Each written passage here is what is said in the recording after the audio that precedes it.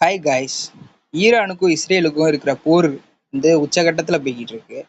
இந்த போர்ல ட்ரம்ப் என்ன சொல்லியிருக்காருன்னா, ஈரான் வந்து சரண்டர் ஆகணும் அப்படின்னு சொல்லியிருக்காரு.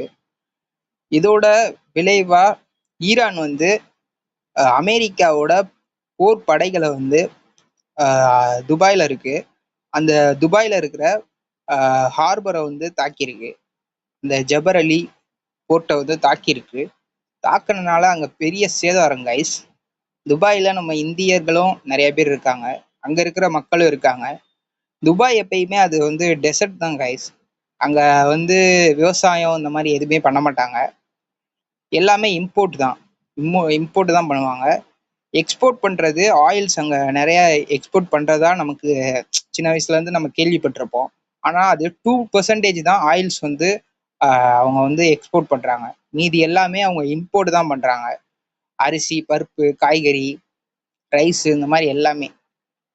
இப்ப அந்த போர்ட் வழியா தான் இவங்களுக்கு வந்து ஃபுட்டு இந்த மாதிரி எல்லாமே வந்து வந்துகிட்டு இருந்துச்சு. இது தடைப்பட்டனால அங்க ரைஸ் இந்த மாதிரி சாப்பாடு பொருள் இந்த மாதிரி எதுவுமே அங்க வந்து ஸ்டாக் இல்லை கைஸ். 10 நாளைக்கு மேல தாக்கு பிடிக்க முடியாது அப்படின்ற மாதிரி ஒரு நிலைமை அங்க வந்திருக்கு. இது போரை விட ரொம்ப கொடியது கைஸ். ஏன்னா பிரிட்டிஷ் காலத்திலயும் இந்த மாதிரி நிறைய போர் வந்திருக்கு. ஆனா போர்ல செத்ததை விட மக்கள் வந்து பசியில தான் அதிகமா செத்துருக்காங்க. சாப்பாடுன்றது ரொம்ப முக்கியமான ஒண்ணு கைஸ். அப்படி பார்க்கும்போது இந்த ஹார்மோஸ் அப்படின்ற ஒரு வழித்தடம் வழியா தான் அவங்களுக்கு சாப்பாடெல்லாம் வந்துகிட்டு இருந்துச்சு. அதை வந்து ஈரான் மூடுனனால இப்ப அது ரொம்ப பிரச்சனையா இருக்கு. அத்தியாவசிய தேவைன்றது எல்லா மனிதர்களுக்கும் ஒண்ணுதான் கைஸ், எல்லா உயிருக்கும் ஒண்ணுதான் கைஸ்.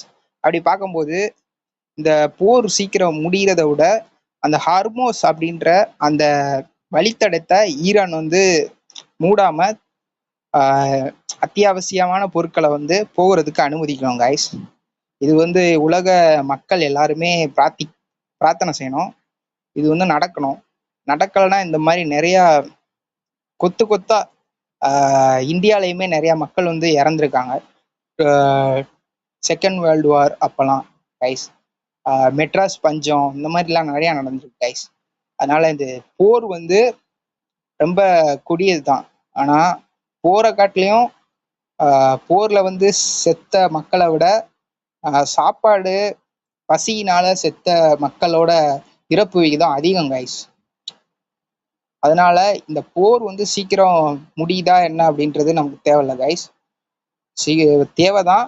ஆனா பசி அதோட ஒப்பிடும்போது இந்த போர் அப்படின்றது ரொம்ப கொடுமையான ஒண்ணு அப்படின்னு சொல்ல முடியாது கைஸ். பசி தான் கைஸ் மிகவும் கொடுமையான விஷயம் உலகத்திலேயே. அதனால ஈரான் வந்து அந்த வழித்தடத்தை அத்தியாவசியமான பொருட்கள் போகிறதுக்கு அனுமதிக்கணும் கைஸ். அதை வந்து நம்ம எல்லாரும் பிரார்த்தனை செய்வோம், அது நடக்கும். உலகத்துல அமைதின்றது வந்தாகணும் கைஸ். வந்தாதான் இந்த மாதிரி போர், பசி, குறிப்பா பசி வந்து இருக்கக்கூடாது கைஸ். பசியே இல்லாம போர் கூட நடந்தா கூட அதனால சாகுறது கொஞ்சம் பேர் தான். ஆனா பசியினால ஒரு கூட்டமே இறந்த கதைலாம் இருக்கு கைஸ். ஆப்பிரிக்கா இந்த மாதிரி நிறைய கண்ட்ரிஸ் வந்து இதை ஃபேஸ் பண்ணியிருக்காங்க. இப்போ துபாயோட கண்டிஷன் என்னன்னா, அங்க அக்ரிகல்ச்சர் பண்ண முடியாது கைஸ். ஏன்னா அது வந்து டெசர்ட் தான்.